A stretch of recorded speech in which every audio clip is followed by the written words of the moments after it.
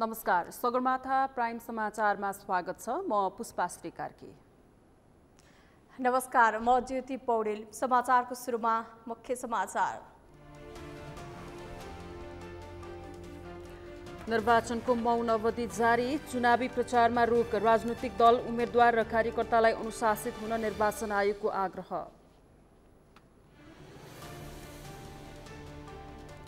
ढुक्क भएर मतदान गर्न निर्वाचन आयोगको अपिल, गैरकानुनी क्रियाकलाप गर्नेलाई तत्कालै कारबाही हुने, आचार संहिताको सूक्ष्म अनुगमन गरिने। निर्वाचनका लागि काठमाडौँबाट गाउँ जानेहरू बढेसँगै काठमाडौँ सुनसान, बजार बन्द, सडकमा सुरक्षाकर्मीको सुरक्षा।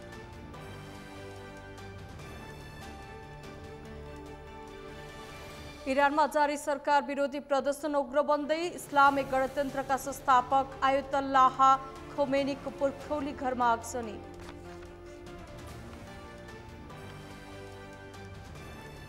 र नेपाल टी20 लिग क्रिकेट प्रतियोगिताको खेल तालिका सार्वजनिक, प्रतियोगितामा 6 टोलीको सहभागिता, 34 खेल हुने।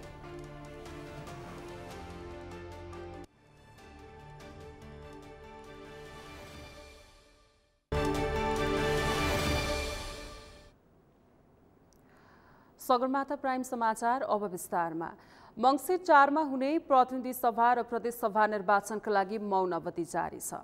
यो सँगै राजनीतिक दल, उम्मेद्वार तथा दलका पदाधिकारी सबैका लागि चुनावी प्रचार गर्न बन्द गरिएको निर्वाचन आयोगले जनाएको छ।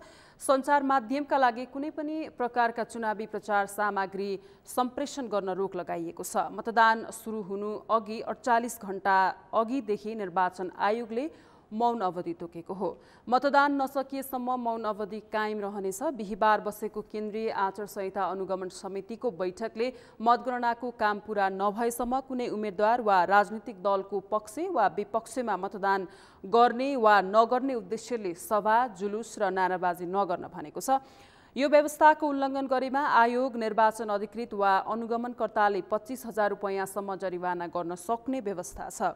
बिहिबार मध्यरातिबाट निर्वाचन प्रचार प्रसार सम्बन्धी वा राजनीतिक दल वा उम्मेद्वारको गतिविधि वा प्रचार प्रसार सम्बन्धी कुनै पनि समाचार प्रकाशन वा प्रसारण नगर्ने भनिएको हो। यसको अनुगमन प्रेस काउन्सिलले गरिरहेको छ। निर्वाचन प्रचार प्रसार सम्बन्धी कुनै पनि सामग्री सामाजिक सञ्जालमा नराख्न, शेयर, ट्याग, लाइक, कमेन्ट वा प्रति कमेन्ट नगर्न वा नगराउन सर्वसाधारणलाई पनि आह्वान गरिएको छ।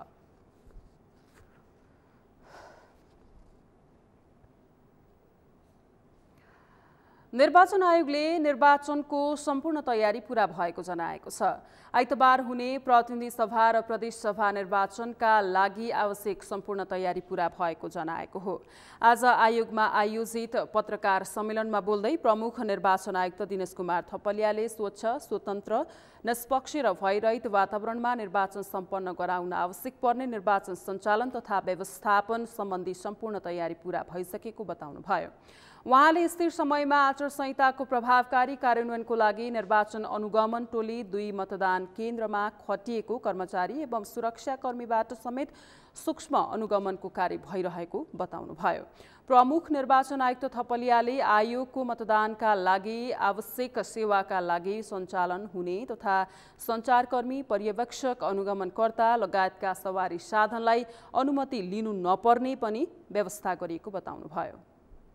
सभा सदस्य निर्वाचन 2079लाई स्वच्छ, स्वतन्त्र, निष्पक्ष र भयमुक्त वातावरणमा सम्पन्न गराउन आवश्यक पर्ने निर्वाचन सञ्चालन तथा व्यवस्थापन सम्बन्धी सम्पूर्ण तयारीहरू पूरा भइसकेको छ।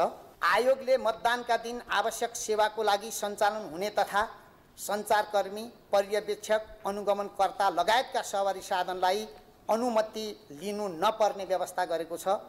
आयोगबाट स्वीकृत मापदण्ड बमोजिम निर्वाचनको स्वच्छता र स्वतन्त्रतामा प्रतिकूल असर नपर्ने गरी यातायातको व्यवस्थित सञ्चालन तथा सवारी आवागमनको उपयुक्त प्रबन्ध मिलाउन सम्बन्धित प्रमुख जिल्ला अधिकारी तथा अन्य तोकिएका अधिकारीहरूलाई निर्देशन दिइसकिएको छ। प्रमुख निर्वाचन आयुक्त थपलियाले आयोगबाट स्वीकृत मापदण्ड बमोजिम निर्वाचनको स्वच्छता र स्वतन्त्रतामा प्रतिकूल असर नपर्ने गरी यातायातको व्यवस्थित सञ्चालन तथा सवारी साधनको उपयुक्त प्रबन्ध मिलाउन सम्बन्धित प्रमुख जिल्ला अधिकारीहरू र तोकिएका अधिकारीहरूलाई आग्रह गरिसकेको पनि बताउनुभयो।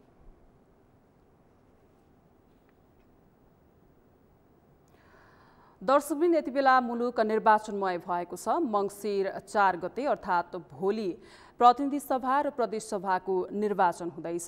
यति बेला मौन अवधि जारी छ। मौन अवधिमा पनि केही छिटफुट घटनाहरू भएको भनेर हामीले जानकारीहरू पाइरहेका छौँ। यसै विषयमा हामी थप कुराकानी गर्न हाम्रा सहकर्मी संवाददाता अमृ ढकालसँग प्रत्यक्ष सम्पर्कमा जोडिँदैछौँ। अमृतजी। हजुर पुष्पाजी, यति बेला मौन अवधि जारी छ। मौन अवधि जारी रहिरहँदा पनि आचार संहिताका केही घटनाहरू उल्लङ्घन भएको घटनाहरू बाहिर आएका छन्। काठमाडौँ उपत्यकाको हकमा के कस्तो छ हामीलाई जानकारी गराउनुहोस् न। पुष्पाजी, म तपाईँलाई जानकारी गराउँ। निर्वाचन आयोगले आफ्ना कामहरू सुरु गरिसके पछाडि निर्वाचन आयोगले देशमा निर्वाचनका सम्बन्धी आचार सम्बन्धी कुराहरू चाहिँ लागू गरिसके पछाडि विभिन्न तरिकाबाट, विभिन्न माध्यमबाट, विभिन्न राजनीतिक दलदेखि लिएर स्वतन्त्र रूपले उम्मेदवारी दिएका उम्मेदवारहरूले आचार संहिता उल्लङ्घन गरेको भन्दै आयोगले बारम्बार स्पष्टीकरण सोधेको पनि थियो र केहीहरूलाई कारबाही समेत गरेको थियो। केहीको हकमा उनीहरूको उम्मेदवारी समेत खारेज भएको थियो भने अन्यलाई सामान्य स्पष्टीकरण दिएर छोडिएको थियो। र अहिले मौन अवधि सुरु भइसके पछाडि पनि केही ठाउँहरूमा निर्वाचन आयोगले जारी गरेको आचार संहिता विपरीतका कामहरू भएका थिए। जस्तो हिजो बिहान मात्रै पनि बाह्रमा नेकपा एकीकृत समाजवादीका नेता कृष्ण कुमार श्रेष्ठले आचार संहिता विपरीत मौन अवधिको समयमा पनि घर दैलो गरेको भन्ने समाचारहरू सार्वजनिक भइसके पछाडि उनीमाथि निर्वाचन आयोगले स्पष्टीकरण सोधेको थियो। यस्तै प्युठानमा नेकपा एमालेका नेता तथा उम्मेदवार सूर्य थापाले कसैलाई पैसा दिएर आफ्नो पार्टीमा प्रवेश गराएको भन्ने समाचार सार्वजनिक भइसके पछाडि पनि उनीमाथि पनि आयोगले स्पष्टीकरण सोधेको थियो।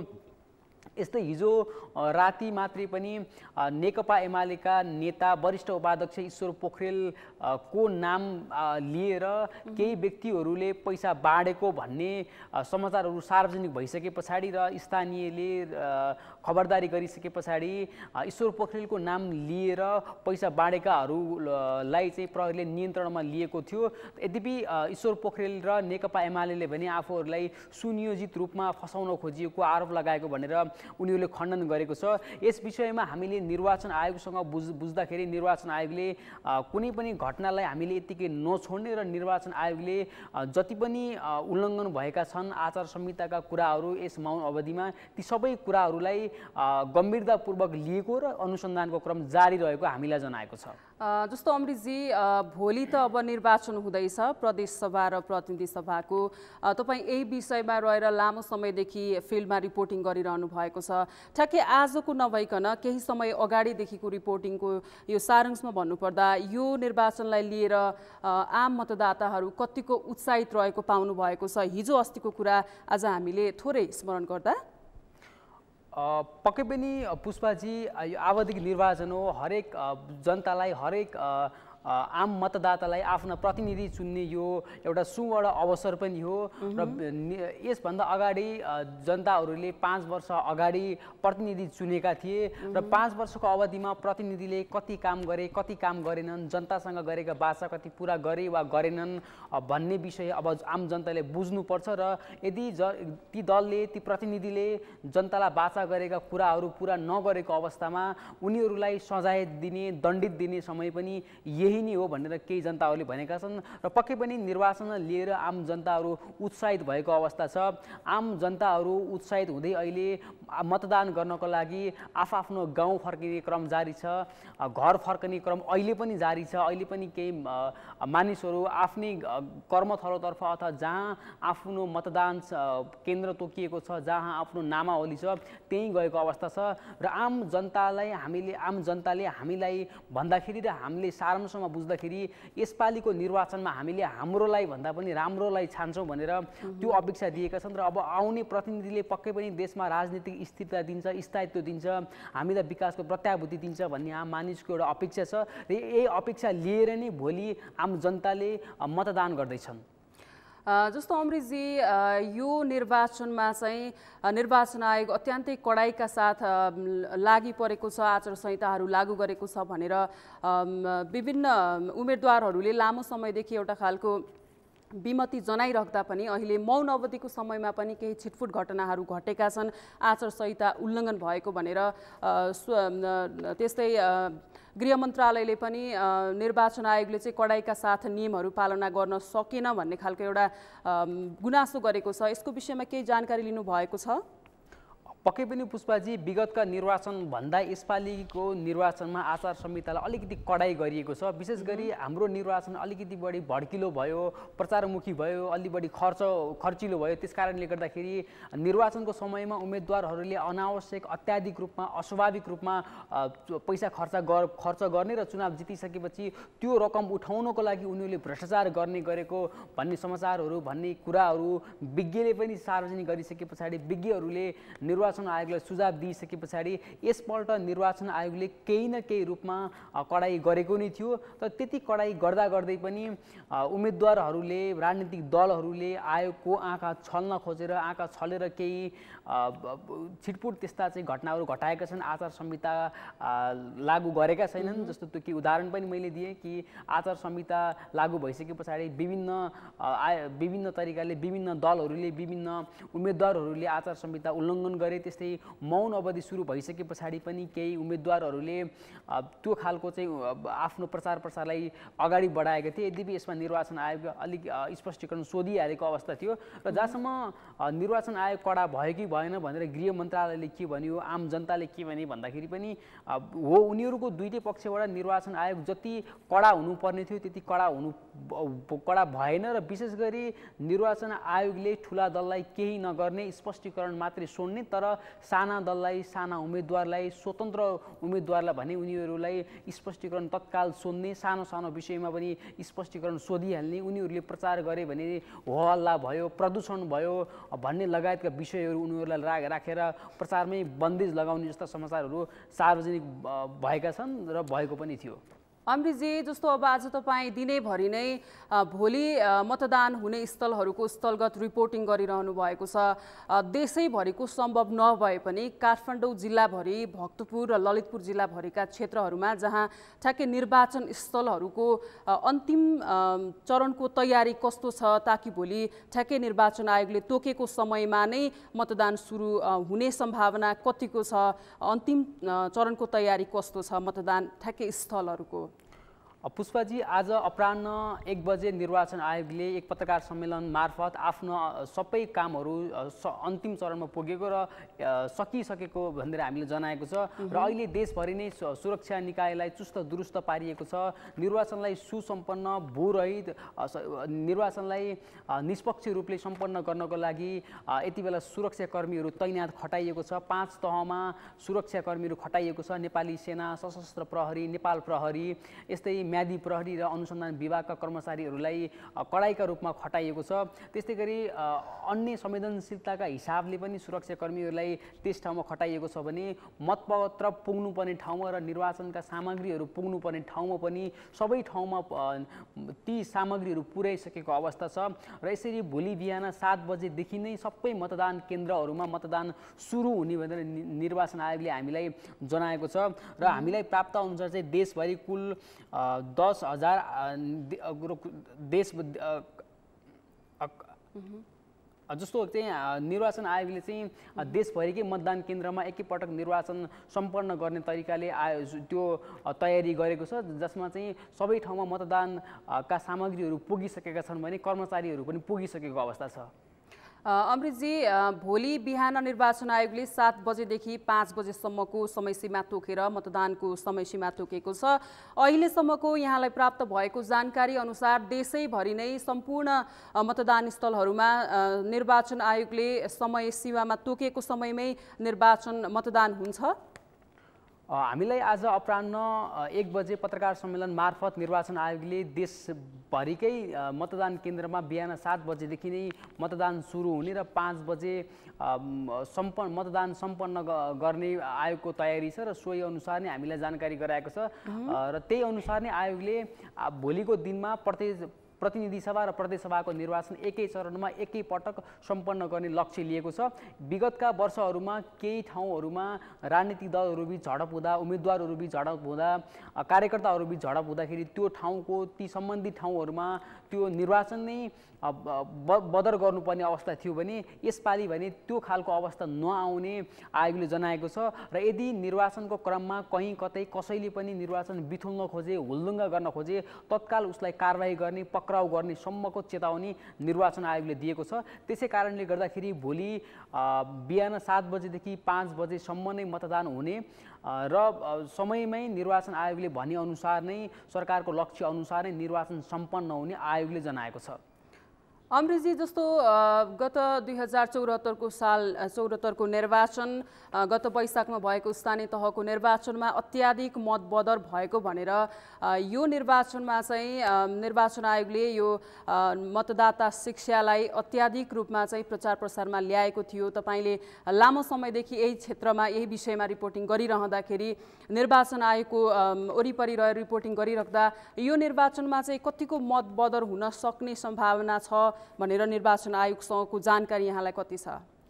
पुष्पाजी, म तपाईँलाई जानकारी गरौँ कि अघिल्लो स्थानीय तहको निर्वाचनमा मात्रै होइन कि विगतका निर्वाचनहरूमा मतबदरको सङ्ख्या एकदमै बढ्ने, जसका कारणले गर्दाखेरि जो मतदाताले जसलाई निर्वाचित गर्न खोजेका हुन् उनी निर्वाचित नहुनेको त्यो अवस्था थियो र यसपालि भने निर्वाचन आयोगले मतदाता शिक्षालाई अलि बढी प्रभावकारी बनाएको थियो। यसपालि निर्वाचन आयोगले स्थानीय तहको समन्वयमै प्रत्येक घर घरमा गएर प्रत्येक जनतासँग जोडिएर मतबदर नहुनको लागि त्यो खालको एउटा शिक्षा दिएको थियो र विशेष गरी विगतका निर्वाचनहरूमा राजनीतिक दल पनि धेरै हुने, जसले गर्दाखेरि मतदातालाई कुनमा मत हाल्ने भन्ने विषय नै अन्यल हुने हुँदाखेरि त्यो ठाउँमा मतबदर भएको आयोगको ठम्याइ थियो र त्यसै कारणले गर्दाखेरि यसपालि सत्ता गठबन्धन र नेकपा एमालेको नेतृत्वबीच मुख्य प्रतिस्पर्धा हुँदै गर्दाखेरि निर्वाचन आयोगले जुन ठाउँमा उम्मेदवार जुन ठाउँमा जुन दलका उम्मेदवार नै छैनन् ती ठाउँको त्यो चुनाव चिन्ह नै यसपालि हटाइदिएको छ। त्यसकारणले गर्दाखेरि चाहिँ यसपालि कम्तीमा पनि पहिलाको जस्तो उम्मेदवार यो मतबदर नहुने हामीलाई आयोगले जनाएको छ र आयोगले विशेष गरी चाहिँ यो धेरै मतपत्र पनि लामो नहुने र स्थानीय तहसँगको समन्वयमा समझदारीमा मतदाता शिक्षालाई प्रभावकारी बनाएका कारणले गर्दाखेरि पनि विगतको तुलनामा यसपालि मतबदरको सङ्ख्या निकै कम हुने अनुमान गरिएको छ। अमृतजी, अन्तिममा देशैभरि र काठमाडौँ उपत्यका भरिमा अहिले ठ्याक्कै सुरक्षा व्यवस्थाको प्रबन्ध कसरी मिलाइएको छ? अब दिन भन्दाखेरि पनि घण्टाको हिसाबमा थोरै हामीसँग एकदमै नजिक भइसकेको छ निर्वाचन। भोलि बिहान 7 बजेबाट त निर्वाचन सुरु भइ नै हाल्छ मतदान। यति बेलाको सुरक्षा अवस्था चाहिँ कस्तो छ? पुष्पाजी, म तपाईँलाई जानकारी गरौँ, यति बेला देशभरको सुरक्षा व्यवस्थालाई निकै चुस्त दुरुस्त पारिएको छ।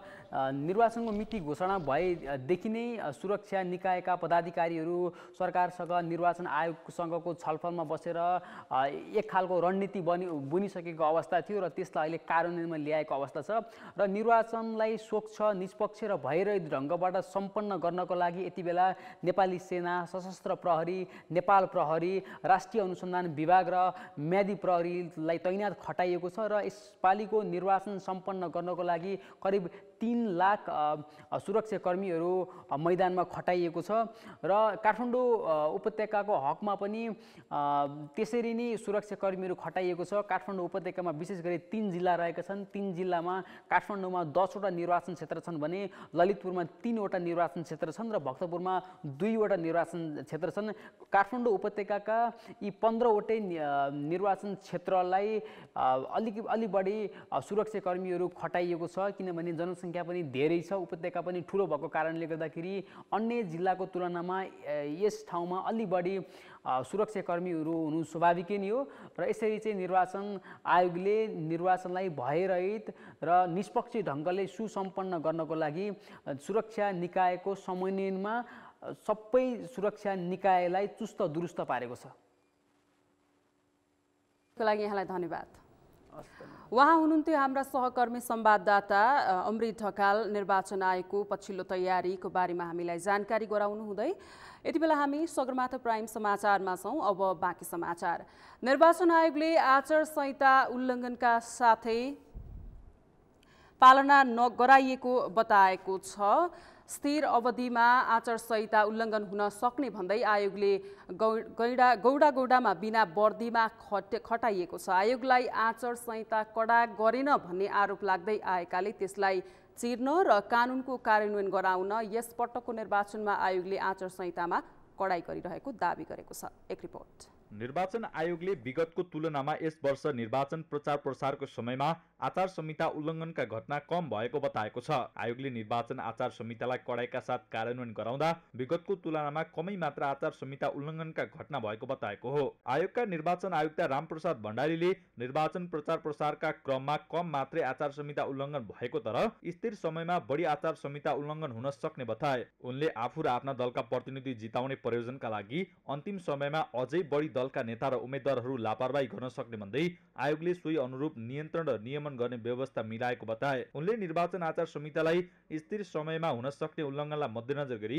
निगरानीमा कडाई गरेको बताए। निर्वाचन आयोग निर्वाचन आचार संहिता उल्लङ्घन नगर्न र नगराउनका लागि गौडामा बिना वर्दीमा खटिएको भन्दै निर्वाचन आयुक्त भण्डारीले वर्दीमा कोही छैन भनेर आचार संहितालाई छल्ने प्रयोजनलाई चिहाउने प्रयास नगर्न पनि चेतावनी दिए। बढीभन्दा बढी आचार संहिता उल्लङ्घन हुने समय पनि यही हो। यो समयलाई अझ मसिनो ढङ्गबाट हामी गौडामा बसेर हेरिराखेको छ। आयोग अन्तर्गत विभिन्न निकायमा कार्यरत मुख्य निर्वाचन अधिकृत स्थानीय प्रशासन अझ सुरक्षाकर्मीहरू गौडामा हेरिरहनु भएको छ, देखिरहनु भएको छ। हालाकि उहाँहरू आफ्नो वर्दीको ड्रेसमा नहुनु होला, वर्दीको पोसाकमा नहुनु होला हैन, तर वर्दीको पोसाकमा कोही छैन भनेर आचार संहितालाई छल्ने अथवा छल्ने प्रयोजनलाई चियाउने प्रयास कहीँबाट हुँदैन भन्ने कुरो आयोगले विश्वास गर्छ। निर्वाचन आयुक्त भण्डारीले आयोगलाई आचार संहिता कडा गरेन भन्ने आरोप लाग्दै आएकाले त्यसलाई चिर्न र कानुनको कार्यान्वयन गराउन यस पटकको निर्वाचनमा आयोगले आचार संहितामा कडाई गरिरहेको बताए। उनले आयोगले आचार संहिता कडाईबारे विभिन्न राजनीतिक दल र नेताहरूसँगको छलफलपछि नै निर्णय लिएको बताए। निर्वाचन आयुक्त भण्डारीले आयोगले गत स्थानीय तहको निर्वाचनमा भएका कमी कमजोरी यस पटक हुन नदिन गहन अध्ययन गरी आचार संहिता लागू गरेको स्मरण गराए। स्थानीय तहको निर्वाचनमा आचार संहिताको केही छिटफुट घटनाहरू आए, त्यो पनि नियन्त्रण गरेर अझ कडाइका साथ कार्यान्वयन गर्नुपर्छ। के गर्ने भन्दा सबैले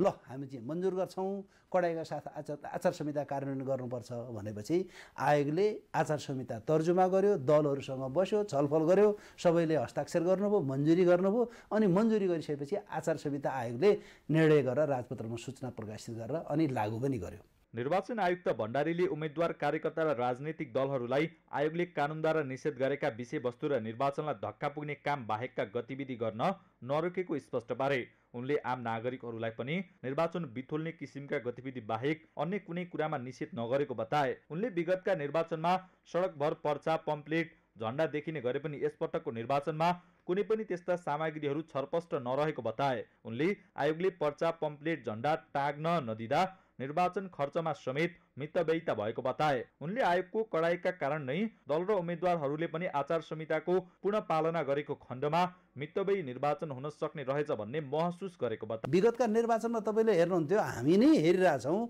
कि सडकभरि त्यो तुन, पर्चा, पम्पलेट, झण्डा हिँडिन सक्नुहुन्थ्यो। अहिले तपाईँले त्यो त देख्नु भएको छैन। कम्ती सहर त सफा छ। निर्वाचन प्रयोजनलाई अब म थुप्रै जिल्लाहरूमा पनि गएँ, लामो त्यो हाइवेमा पनि हेरेँ। कुनै पनि ठाउँमा म गएको ठाउँमा मैले झण्डा र तुल टाँगेको देखिनँ। यसको तात्पर्य के हो भने खर्चमा पनि मितव्ययिता भयो। अनि सबै दलका नेता, राजनीतिक दल, उम्मेदवारहरूले अब चाहिँ हामीले चाहिँ यसलाई चाहिँ राम्रोसँग कार्यान्वयन गर्दाखेरि हामी अलि मितव्ययी निर्वाचन गर्न सक्दा रहेछौँ भन्ने कुरो उहाँहरूले पनि महसुस गर्नुभयो। निर्वाचन आयुक्त भण्डारीले आयोगसँग निर्वाचनका लागि पर्याप्त समय नहुँदा मतदाता शिक्षा प्रभावकारी बन्न नसकेको बताए। उनले आयोगले निर्वाचनका लागि कुल 120 दिन पाउनु पर्ने भए पनि यसपटकको निर्वाचनमा समेत 100 दिनको हाराहारीमा मात्रै समय उपलब्ध भएको बताए। उनले निर्वाचन आयोगले मतदाता शिक्षालाई कमजोरी र कमी हुन नदिने प्रतिबद्धता जनाए। निर्वाचन आयोगले भोलि हुन गइरहेको प्रतिनिधि तथा प्रदेशसभा सदस्यको निर्वाचनका लागि काठमाडौँमा अस्थायी रूपमा बसोबास गर्दै आएका अधिकांश बासिन्दाहरू काठमाडौँ छोडेर भोट हाल्न आफ्नो थल्लोतर्फ लागिसकेका छन्। आम सर्वसाधारण भोलि हुने चुनावका लागि भोट हाल्न उत्साहित छन्, तर यही चुनावी माहौल बीच कतिपय यस्ता पनि छन् जसलाई चुनाव, भोट र उम्मेद्वारसँग केही सरोकार छैन। उनीहरूलाई आफ्नै दैनिकी टार्दै ठिक्क छ। यस्तो भण्डारीको रिपोर्ट। अहिले देश चुनावमय बनेको छ। उम्मेद्वारहरू आफू जित्छु कि जित्दिन भन्दै मतदाता रिजाउने व्यस्त छन्। मतदाता पनि 5 वर्षपछि हुन गइरहेको निर्वाचनका लागि राज्य हाँक्ने उम्मेद्वार चुन्न तम तयार छन्। यसका लागि काठमाडौँमा हुनेहरू भोट हाल्न आफ्नो गृह जिल्लातर्फ लागिसकेका छन्। तर यही माहौलबीच कतिपय आम सर्वसाधारणलाई चुनावको वास्ता छैन। उनीहरू निर्वाचनमा मतदान गर्न सक्षम पनि छन्। मतदाता परिचय पत्र पनि छ, तर देशभर रौनकताका साथ हुने मतदानसँग केही लगाव छैन। उनीहरू आफ्नो दैनिकीमै व्यस्त छन्। भोट हाल्न घरसम्म जान खर्च समेत नभएको उनीहरूको गुनासो छ। भोटमा त जान मन लागेको थियो। वैशाखमा पनि हामी गएर चुनावमा भोट हालेकै हो। यसपालि चाहिँ अलि जान त्यति मन लागेन, किन जान आउन पनि बाटोमा अप्ठ्यारो, खर्च पनि धेरै, त्यसले गर्दाखेरि यसपालि गइएन। काठमाडौँमा जुत्ता व्यापार गर्दै आएका दोलखाका विवेक थापा र सीता थापा पनि यो पटकको चुनावमा भोट नहाल्ने भएका छन्। भोट हाल्न योग्य भए पनि सधैँ पुरानै अनुहार दोहोरिँदा उनीहरूलाई मतदान गर्न इच्छा नै छैन। चाहिँ यसपालि किनभने स्थानीय उसमा चाहिँ हामी हल्का गरेर चाहिँ रिजर्भ भनेर गयो, डलर तिरेर आइयो। आफ्नै भनेर गएको थियौँ, वडाले चाहिँ हल्का फुल्का काम लाग्छ मान्छे भनेर चाहिँ गएका थियौँ। अहिलेको चाहिँ यो चाहिँ केन्द्रका लागि चाहिँ यिनीहरूले काम गर्ने खालको मान्छे कुनै पनि छैनन्। जति गए पनि यिनै चोर फटा हुन्। अनि यसले त्यही भएर चाहिँ गइएन। यसपालि मनै लागेको छैन, मन नलागेरै हो। अब पहिलाको चुनावमा नि स्थानीय चुनावमा नि गइयो, त्यो पनि केही भएन। आफ्नो मान्छे अब कुनै कताको पार्टीमा जान्छन्, कुनै कताको पार्टीमा पार्टी आफ्नो पार्टी छोड्दै अर्को पार्टीमा जान्छन्। त्यो भएर अहिलेको चुनावमा चाहिँ जान मन लागेन। काठमाडौँमै फलफुल व्यापार गर्दै आएका रौतहटका वीरेन्द्र यादव पनि चुनावमा भोट हाल्न गएका छैनन्। अब यसपालि भोटमा चाहिँ जाने विचार थियो। अब स्थानीय चुनावमा चाहिँ थियो, हामी भोट चाहिँ हाल्यो होइन। अब भर्खर आएको, अब छठ तिहारमा खर्च पनि हुन्छ, जाँदा आउँदा अब बाटो पनि अप्ठ्यारो छ होइन। जाने त विचार थियो, अब यसपालि जानै सकेन। वीरेन्द्र सीता जस्तै यस्ता धेरै सर्वसाधारणहरू छन् जो आइतबार हुने निर्वाचनका लागि मतदान गर्न गृह जिल्ला गएका छैनन्। उनीहरूलाई आफ्नै घर खर्च चलाउने भ्याइ नभ्याइ छ भने कतिपयलाई भने राजनीतिक दलप्रति नै वितृष्णा छ। चुनावमा नजानुको कारण चाहिँ आफ्नो दुःख आफूसँग हुन्छ। जुनै नेतालाई भोट दिँदा पनि कसैले पनि केही पनि गरेन। त्यही भएर त्यही प्रब्लम भएर चाहिँ नगएको। मैले पहिला नै भोट दिएर पनि जितेर पनि सबैले अब भोटेकै नेतालाई दिएर पनि त्यही नेता उठाएको छ, त्यही भएर नगएको। त्यही कारणले आफ्नो घर व्यवहार चलाउन व्यस्त केहीलाई चुनावी माहौलले कति पनि छोएको छैन। उनीहरूलाई कुनै पार्टी, कुनै नेताप्रति आस्था छैन।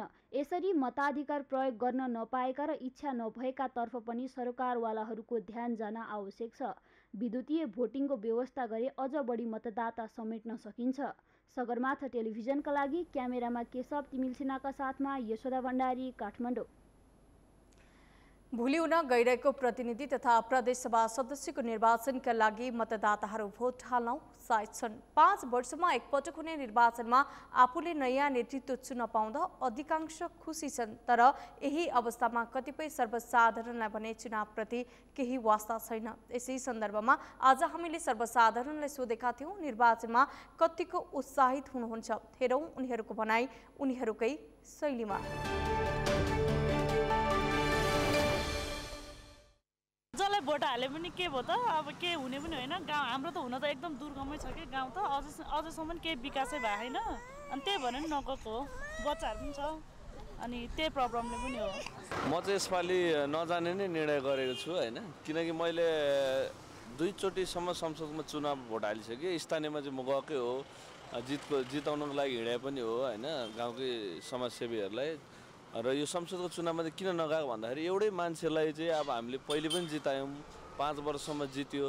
अब उनीहरू सत्तामा पुग्ने 5 वर्षसम्म त एउटा लङ टाइम हो। उहाँ त्यो बेलासम्म एउटा पनि विकास कामहरू नगरेपछि अब जस्तै उनीहरूकै कार्यकर्ताहरूलाई पालन पोषण गर्ने, उनीहरूकै लागि भर्ती गर्ने होइन। अब आम जनता जो गरिब दुखी जनताको लागि चाहिँ नेताहरूले चाहिँ केही पनि नगरेको कारणले म यसपालि चाहिँ अलिकति निराश पनि छु। केन्द्रका लागि चाहिँ यिनीहरूले काम गर्ने खालको मान्छे कुनै पनि छैनन्, जति गए पनि यिनै चोर फटा हुन्। अनि यसले त्यही भएर चाहिँ गइएन यसपालि। खर्च दिएर के भने एकै यता जाँदा फ्री भन्छन्, उता आउँदा डबल भाडा तिर्नुपर्छ, के फ्री हुनु, त्यही भएर नि हामी चाहिँ नगएको। 5 वर्षमा आउने चाहिँ चुनाव उत्साहित त हुनु पर्यो नि। 5 वर्षमा एकपल्ट पाइन्छ मत हाल्न, एकदम राम्रो गर्ने, जनताको पिरमार्का बुझ्ने यस्तो किसिमको चाहिँ उम्मेदवार भए राम्रो हुन्थ्यो भन्ने हो नि। युवा पुस्ताको नेतृत्व आओस्, एउटा नयाँ धारबाट विकास गरोस् भन्ने त्यो मानसिकतामा छु। चाहिँ पुरानो पुस्ताको मान्छे त देशको विकास खासै गरेनन्, अन्त चाहिँ जो अब चाहिँ ढाँट्ने काम मात्रै गर्यो अहिलेसम्म होइन। तर चाहिँ अब चाहिँ नयाँ पुस्ताको मान्छे एउटा चाहिँ आओस्, उसले चाहिँ विकास गरोस् भन्ने चाहन्छु।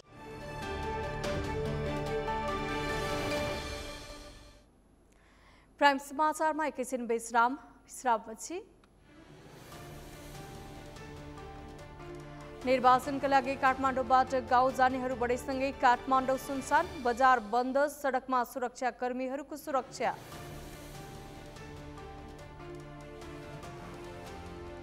इरानमा जारी सरकार विरोधी प्रदर्शन उग्र बन्दै, इस्लामिक गणतन्त्रका संस्थापक आयतुल्लाह खोमेनीको पुर्खौली घरमा आगजनी।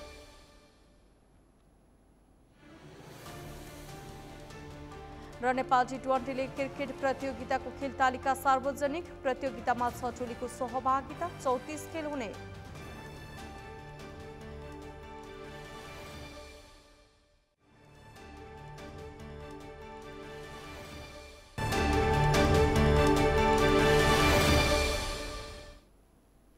विश्रामपछि पुनः स्वागत छ। अब बाँकी समाचार।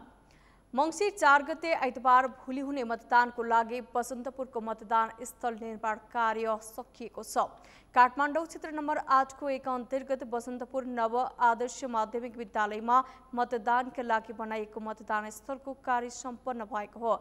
काठमाडौँ महानगरपालिका वडा नम्बर 23 को एउटा मात्रै मतदान स्थल रहेको बसन्तपुर नव आदर्श माध्यमिक विद्यालयमा 5 वटा मतदान केन्द्रहरू निर्माण गरिएको मतदान अधिकृत चन्द्रबहादुर सेवाकोटीले बताउनुभयो। उहाँले काठमाडौँ क्षेत्र नम्बर 8 को 1 मा 4623 जना मतदाताहरू रहेको बताउनुभयो। उहाँले सबै निर्वाचन सम्बन्धी काम सकेको बताउँदै मतदान स्थल वृद्ध, अशक्त, अपाङ्ग मैत्री बनाएको बताउनुभयो। मतदानका लागि रोगी, वृद्ध, अशक्त नागरिकहरूको लागि छुट्टै व्यवस्था गरिएको बताउनुभयो। क्षेत्र नम्बर 8 1 अन्तर्गत पर्दछ। यो बसन्तपुर नव आदर्श माध्यमिक विद्यालयमा यो काठमाडौँ महानगरपालिकाको वार्ड नम्बर 23 को होल वडाको यही एउटा मात्र मतदान केन्द्र हो। यसमा यो मतदान स्थल हो। यस मतदान स्थल नव आदर्श माध्यमिक विद्यालय मतदान स्थलमा 5 वटा मतदान केन्द्रहरू छन्। यहाँ चाहिँ टोटल 4623 भनेको 4623 मतदाता सङ्ख्या रहेको छ। त्यसमा प्रत्येक 5 वटा केन्द्रका टोटल गर्दा अब रह्यो प्रश्न, हामीले चाहिँ अहिले सम्पूर्ण व्यवस्थापन गरिरहेका छौँ र राजनीतिक दलहरूसँग गर्ने छलफल पनि भइसकेको छ, उहाँहरूको प्रतिनिधि नियुक्ति पनि भइसकेको छ र भोलि बिहान अब मुचुल्काको काम बाँकी राखेर हामीले अरू व्यवस्थापन गर्न पर्ने कुराहरू महिला, पुरुष, अन्य भनेको यो हामी अपाङ्ग मैत्री हुने गरी कोही वृद्ध, अशक्त आउनु होला, महिला आउनु होला, त्यस्तो मानिसलाई पनि अलग लाइनको व्यवस्था गरेर उहाँहरूलाई मतदान गर्ने व्यवस्था मिलाइसकेका छौँ। बसन्तपुर नव आदर्श माध्यमिक विद्यालयमा रहेको मतदान केन्द्रमा भोलिको निर्वाचनलाई स्वच्छ, निष्पक्ष, भयरहित र स्वतन्त्र बनाउन कर्मचारीमा कार्य विभाजन गरिसकेको र सुरक्षाकर्मीहरूलाई पनि तैनात गरिएको बताउनुभयो।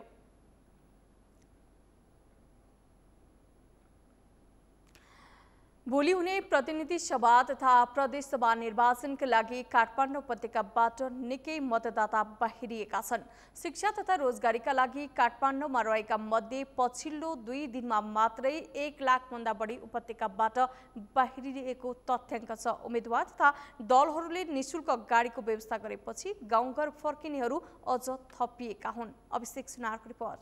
मंसिर 4 गते आइतबार हुने चुनावका लागि 3 गते मध्यरातीदेखि सार्वजनिक सवारी चलाउन नपाइने भएकाले शनिबार काठमाडौँ उपत्यकाबाट बाहिरिनेहरूको संख्या उल्लेख्य देखियो। काठमाडौँको कोटेश्वरबाट भोट हाल्न गाउँ फर्किन लागेका अधिकांश मतदाताहरूले यसअघि नेताहरूले आफूले गरेको प्रतिबद्धता पूरा नगरेको र विकासका कामहरू पनि गर्न नसकेको बताए। उनीहरूले देश विकासका लागि भन्दा आफ्ना आफन्तहरूको भरण पोषण मात्रै गरेको गुनासो छ।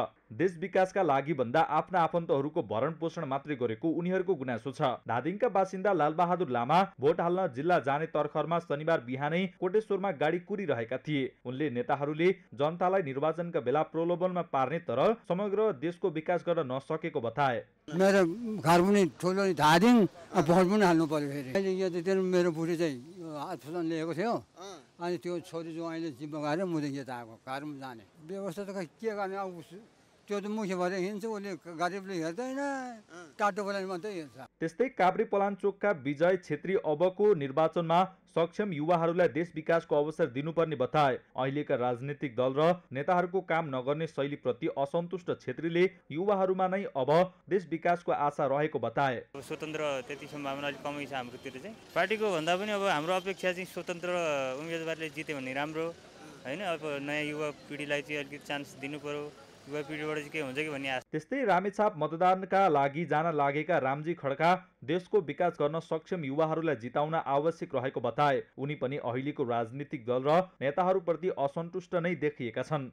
मैले देखेको चाहिँ विकास गर्ने अब मेरो प्राथमिकता युवालाई प्राथमिकता छ। विकास गर्नेलाई जनलहर ल्याउनेलाई हैन, जसले विकास गर्न सक्छ। जस्तो समग्र रामेछापको विकासका कुराहरू गरौँ, देशको विकासका कुरा गरौँ। भोलि जित्दै गर्दाखेरि समग्र देशमा आर्थिक अवस्था, सामाजिक, सांस्कृतिक हरेक क्षेत्रमा सुधार ल्याउनको लागि बढीभन्दा बढी चाहिँ मेरो युवा आउनुपर्छ भन्ने चाहना हो। त्यस्तै काभ्रे पलाञ्चोक जिल्लाका गौरीशङ्कर गौतमको भनाइ पनि युवाहरूको भन्दा फरक छैन। उमेरले 70 नागिसकेका गौतमले युवाहरूले मात्रै अब देश विकास गर्न सक्ने बताए। नेतृत्व गर्ने ठाउँमा युवाहरू गए मात्रै देशले विकास पाउन सक्ने उनको भनाइ थियो। गाडी फेलापछि गइन्छ तर गएर भोट हाल्दा के छ, हामीलाई सुविधा छैन। भोट हालेर परिवर्तन अब युवक आयो भने युवकले परिवर्तन गर्लान्। अहिलेका त्यहाँ गएर त्यो सिटमा बसियाले परिवर्तन हुँदैन, गर्दैन न। अब त्यहाँ जानुपर्छ, युवक केटाहरू जानुपर्छ त्यो ठाउँमा, नीति त गर्नुपर्छ। अब शनिबार बिहान कोटेश्वर क्षेत्रमा उल्लेख्य मात्रामा मानिसहरू मतदानका लागि गाउँ फर्कने तयारीमा गाडी कुरिरहेका थिए। केही राजनीतिक दलका नेताहरूले पठाएको सवारी साधनमा गाउँ जान लाग्दै थिए भने कोही आफ्नै खर्चमा गाउँ फर्किने तयारीमा देखिन्थे। निर्वाचनका लागि काठमाडौँबाट गाउँ जानेहरू बढेसँगै काठमाडौँ सुनसान बनेको छ। मतदान गर्न जानेहरूको संख्या बढेसँगै काठमाडौँका सडकहरू खाली देखिन थालेका छन् भने बजार पनि प्राय बन्द छ। काठमाडौँको कलङ्की, कोटेश्वर, नयाँ बस पार्क, गौशाला लगायतका क्षेत्रमा गाउँ जानेहरू प्रशस्त भेटिए पनि काठमाडौँका भित्री गल्लीहरूमा भने मानिसहरूको चहल पहल कमै देखिन्छ। मङ्सिर 4 गते आइतबार एकै चरणमा प्रतिनिधि सभा र प्रदेश सभा सदस्यको निर्वाचन हुँदैछ।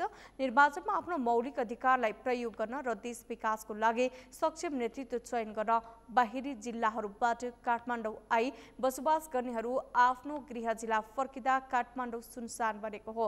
त्यस्तै काठमाडौँका सुनसान सडकमा सुरक्षाकर्मीहरूले भने सुरक्षा दिइरहेका छन्।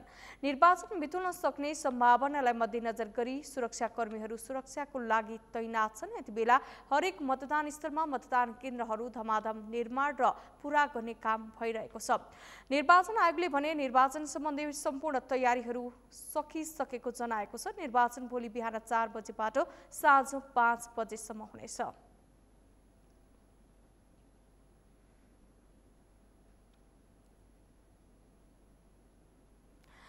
निर्वाचनका लागि सुदूरपश्चिमका सबै मतदान स्थलको तयारी पूरा भएको छ। मतदान स्थलमा कर्मचारी तथा 3वटै सुरक्षा निकाय र म्यादी प्रहरी खटिएका छन्। सुदूरपश्चिम प्रदेशमा कर्मचारी र सुरक्षा निकाय गरी 50,000 कर्मचारी निर्वाचनमा खटिएका छन्। निर्वाचनमा सुरक्षा चुस्त दुरुस्त पारिएकाले ढुक्कसँग मतदानमा सहभागी हुन सुरक्षा निकायले आग्रह गरेका छन्। कैलालीबाट दिनेश विष्टको रिपोर्ट। सुदूरपश्चिम प्रदेशको 2146 मतदान केन्द्रमा स्वयंसेवक समेत करिब 25,000 कर्मचारी खटाइएको छ। प्रदेश राजधानी कैलालीका 629 मतदान केन्द्रमा मात्र 5,021 जना कर्मचारी र 2,505 जना स्वयंसेवक खटिएका छन् भने कञ्चनपुरमा 2,774 कर्मचारी र 1,384 जना स्वयंसेवक परिचालन गरिएको निर्वाचन कार्यालयले जनाएको छ। पहाडी जिल्लामा पनि कम्तीमा 900 देखि 1700 जनासम्म कर्मचारी र स्वयंसेवक परिचालन गरिएको छ। निर्वाचनको तयारीले पुरा भइसकेको छ। मैले यहाँलाई अनुरोध गरेँ, विशेष गरी प्रदेश सभा सदस्यको निर्वाचन भोलि बिहान 7 बजेदेखि बेलुका 5 बजेसम्म हाम्रो जिल्लामा 629 वटा मतदान केन्द्रहरू छन्, स्थायी मतदान केन्द्रहरू। त्यहाँ कर्मचारी पुगिसक्नु भएको छ, उहाँहरूले बुथ निर्माण गरिराख्नु भएको छ।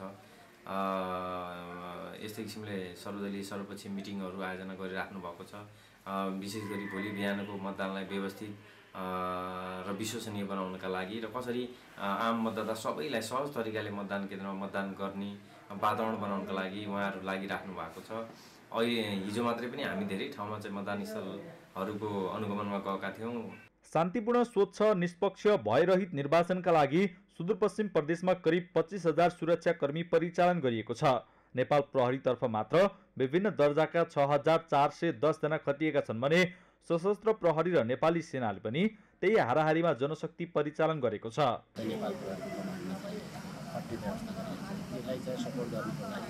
प्रत्येक गाउँपालिकामा नगरपालिकामा गाउँपालिका र नगरपालिकामा 2-2वटाको दरले चाहिँ मोबाइल प्रहरी, मोबाइल गाडीहरू लान्छ। त्यस्तै उपमहानगरपालिकामा 3वटाको दरले चाहिँ सुदूरपश्चिम प्रदेशभरिले हाम्रो 177वटा मोबाइल भ्यानहरू परिचालन हुन्छ त्यो दिनमा। त्यस्तै 20वटा चाहिँ रिजर्भ प्रहरी चाहिँ परिचालन गर्ने। त्यस्तै त्यसलाई सपोर्ट गर्नको लागि सशस्त्र प्रहरीबाट पनि स्टाफिङको रूपमा, मोबाइल प्रहरीको रूपमा र रिजर्भ फोर्सको रूपमा त्यही अनुसार चाहिँ खटिएको छ। नेपाली सेनाको तर्फबाट पनि प्रत्येक निर्वाचन स्थलबाट लगभग चाहिँ 20 देखि 30 मिनटको दूरीमा चाहिँ नेपाली सेनाको चाहिँ ट्रुप पनि त्यही अनुसार चाहिँ परिचालन हुने। प्रदेशभरका 1161 मतदान स्थल मध्ये सुरक्षा संवेदनशीलताका आधारमा वर्गीकरण गर्दै सोही अनुसार सुरक्षा योजना बनाएर लागू गरिएको छ। प्रदेश प्रहरी कार्यालयका अनुसार सुदूरपश्चिममा 405 मतदान स्थल सामान्य, 474 संवेदनशील र 352 अति संवेदनशीलको सूचीमा छन्। 28वटा स्थानीय तहमा 177 मोबाइल टोली, 20वटा रिजर्भ फोर्स र आवश्यकता परेमा प्रत्येक बुथमा पुग्ने गरी हवाई गस्तीको पनि व्यवस्था गरिएको छ। कमान्डको अवधारणा 3 जोड 1 कमान्डको अवधारणा लागू भएर करिब 1.5 वर्षपछि विविध कठिनाइको कारणबाट चाहिँ यो 8वटा विगतमा रहेका 8वटा प्रीतनाहरू पुनर्स्थापना गर्नको लागि नेपाली सेनाले प्रस्ताव गरे बमोजिम यो नेपाल सरकारबाट निर्णय भएर यो सुदूरपश्चिम प्रीतना पुनर्स्थापना भएर असोज 10 गतेबाट कार्य सम्पादन गरिरहेको छ र यो निर्वाचनको लागि सुदूरपश्चिम प्रदेश अन्तर्गतका 9वटै जिल्लाहरूमा यो हाम्रो चाहिँ करिब 30वटा कम्पनी अपरेटिङ बेसहरू, त्यसै अनुसार प्लाटुन अपरेटिङ बेसहरू र सेक्सन अपरेटिङ बेसहरू खडा गरेर फौज तैनात भइसकेको छ। सुदूरपश्चिम प्रदेशमा प्रतिनिधि सभाका 16 र प्रदेश सभाका 32 सिट रहेको छ। 9वटै जिल्लामा 8,15,000 बढी पुरुष, करिब 8,43,000 र अन्य 18 जना गरी 16,58,004 जना मतदाता छन्। सगरमाथा टेलिभिजनका लागि कैलालीबाट दिनेश विष्टको रिपोर्ट। बजारमा म्याच सकिएका सामानलाई रिलेबलिङ गरी उपभोक्ता ठगेको पाइएपछि एसियन पेन्ट्स विरुद्धको अनुसन्धान अन्तिम चरणमा पुगेको छ।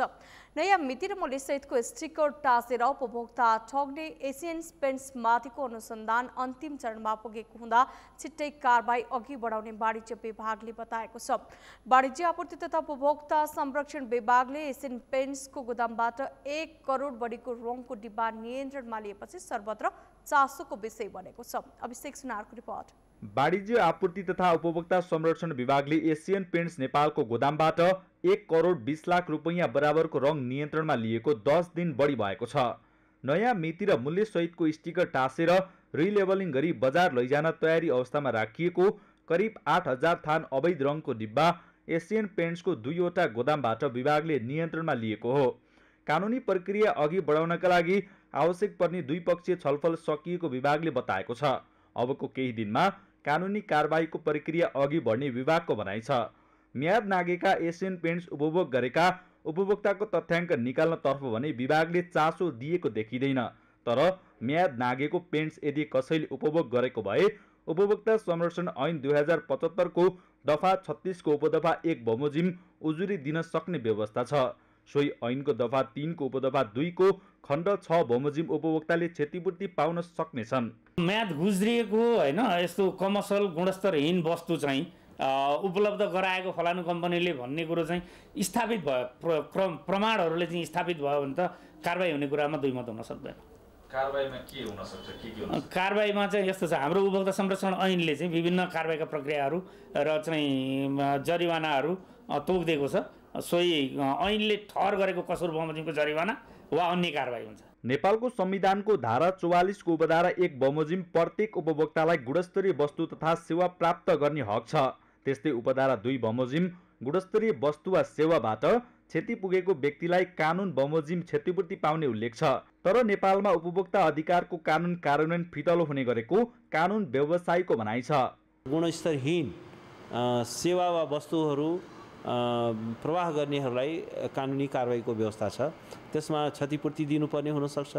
अब त्यो यदि स्वास्थ्यको लागि हानिकारक छ भने त्यसमा विभिन्न क्याटेगोरीको त्यसमा क्राइमको व्यवस्था गरिएको छ। त्यो कसुरको मात्रा अनुसार दण्डको व्यवस्था छ, सजायको व्यवस्था छ, क्षतिपूर्ति तिर्नुपर्ने कुरा छ। अब तर एउटा के देखियो भने नेपालमा उपभोक्ता कानुनको अत्यन्त फितलो कार्यान्वयन भइरहेको अवस्था छ। इफेक्टिभ इम्प्लिमेन्टेसन नभइरहेको कारणले गर्दाखेरि आज बजारमा दण्डहीनता छ। आज हामीले के हेरिरहेका छौँ भने अहिले तपाईँले एसियन पेन्टको नाम लिनुभयो, त्यस्ता धेरै चिज वस्तु या सेवा प्रदायकहरूले गुणस्तरहीन चिजहरू या कतिले चाहिँ अब कमसल खालको स्वास्थ्यलाई हानि पुर्याउने खालको त्यसको म्याद गुजिसकेको फेरि नयाँ लेबल टाँसिदिएर वाणिज्य विभागको कारबाहीपछि बिक्री वितरणका लागि राखिएका म्याद गुज्रेका एसियन पेन्ट्स व्यापारीले लुकाउन थालेका छन्। कतिले म्याद सकिएका पेन्ट्स उपभोग गरे भन्ने तथ्याङ्क निकाल्न विभागले थप अनुसन्धान गर्न आवश्यक छ।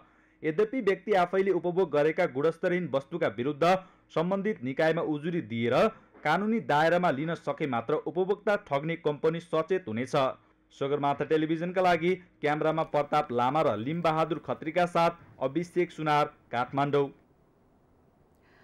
बर्दियामा निर्वाचनको तयारी अन्तिम चरणमा पुगेको छ। जिल्लाको भारतीय सीमा क्षेत्रसँग जोडिएका मतदान स्थलहरूलाई संवेदनशील वर्गीकरण गरिएको छ। जिल्लाको करिब 83 किलोमिटर खुल्ला सीमाना क्षेत्रमा रहेका मतदान स्थलहरूलाई संवेदनशील भनेर वर्गीकरण गरिएको छ।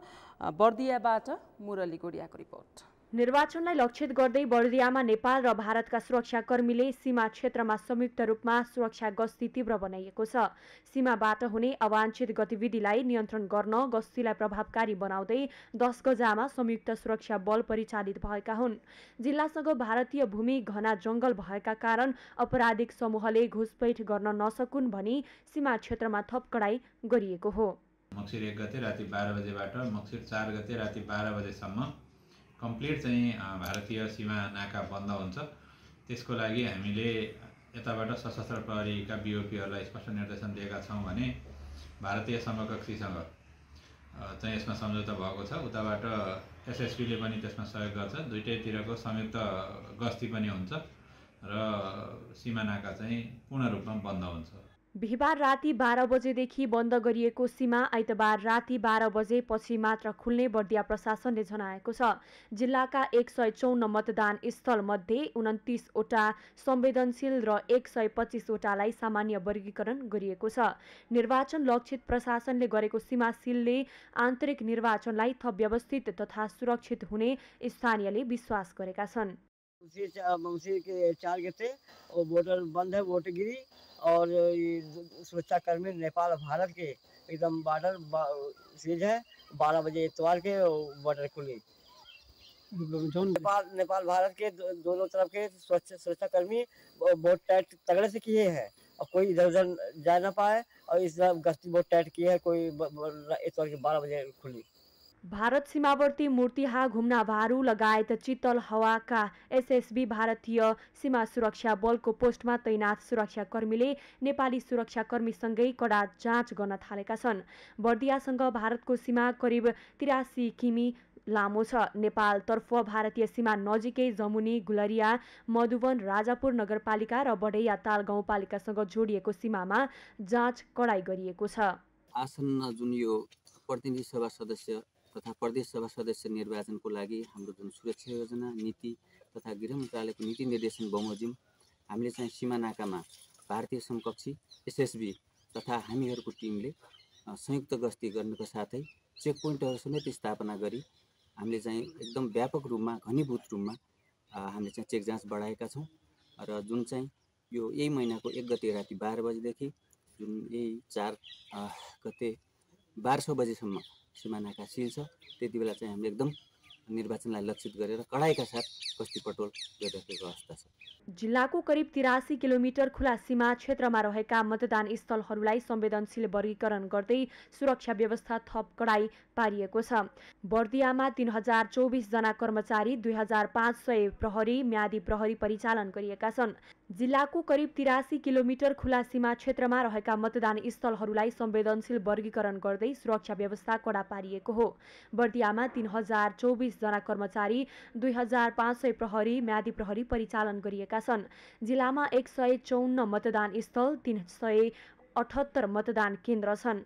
सरकारी कर्मचारी, कैदीबन्दी र वृद्धाश्रमका वृद्धहरूको लागि 2वटा अस्थायी मतदान केन्द्र थप गरिएको छ। सगरमाथा टेलिभिजनका लागि बर्दियाबाट मुरली गोडियाको रिपोर्ट। सगरमाथा प्राइम समाचारमा पुनः पालो भएको छ विश्रामको। विश्रामपछि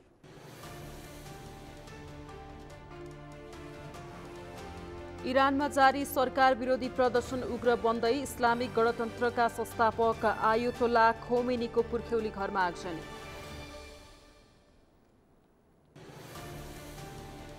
र नेपाल टी20 लीग क्रिकेट प्रतियोगिताको खेल तालिका सार्वजनिक प्रतियोगितामा 6 टोलीको सहभागिता, 34 खेल हुने।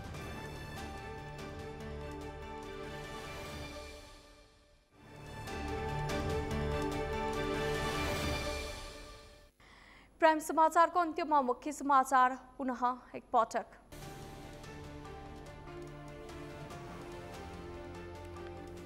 निर्वाचनको मौन अवधि जारी, चुनावी प्रचारमा रोक, राजनैतिक दल, उम्मेद्वार र कार्यकर्तालाई अनुशासित हुन निर्वाचन आयोगको आग्रह।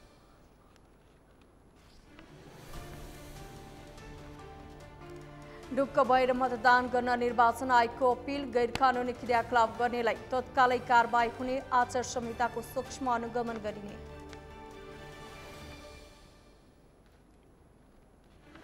निर्वाचनका लागि काठमाडौँबाट गाउँ जानेहरू बढेसँगै काठमाडौँ सुनसान, बजार बन्द, सडकमा सुरक्षाकर्मीको सुरक्षा।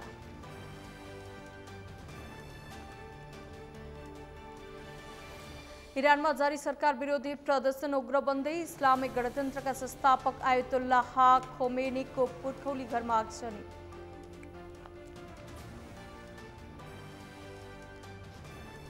र नेपाल टी20 लीग क्रिकेट प्रतियोगिताको खेल तालिका सार्वजनिक प्रतियोगितामा 6 टोलीको सहभागिता, 34 खेल हुने।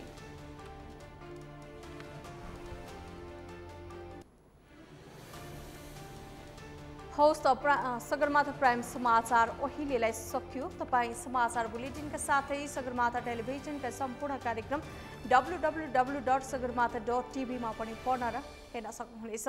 साथै युट्युबमा youtube.com/sagarmatha.tv नेपालमा हेर्न सक्नुहुनेछ। तपाईँ हामीलाई फेसबुकमा पनि facebook.com/yastv नेपालमा फलो गर्न सक्नुहुनेछ। समाचारको शिखर, नेपालको गौरव, नेपालको पहिलो न्युज च्यानल सगरमाथा टेलिभिजन हेर्दै गर्नुहोला। नमस्कार।